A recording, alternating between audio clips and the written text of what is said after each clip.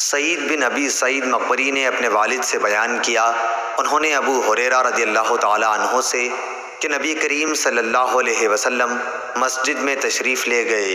اتنے میں ایک شخص آیا اور نماز پڑھنے لگا۔ نماز کے بعد اس نے آ کر نبی کریم صلی اللہ علیہ وسلم کو سلام کیا۔ آپ نے سلام کا جواب دے کر فرمایا کہ واپس جا کر دوبارہ نماز پڑھ، کیونکہ تو نے نماز نہیں پڑھی۔ چنانچہ اس نے دوبارہ نماز پڑھی اور واپس آ کر پھر آپ کو سلام کیا۔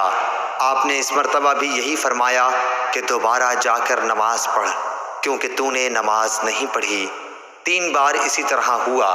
آخر اس شخص نے کہا کہ اس ذات کی قسم جس نے آپ کو حق کے ساتھ مبعوث کیا ہے، میں تو اس سے اچھی نماز نہیں پڑھ سکتا، اس لیے آپ مجھے سکھلائیے۔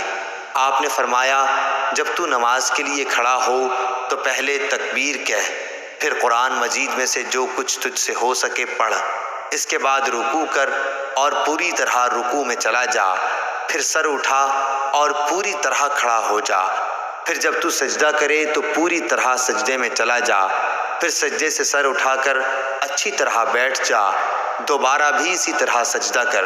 یہی طریقہ نماز کی تمام رکعتوں میں اختیار کر۔ صحیح بخاری حدیث نمبر 793۔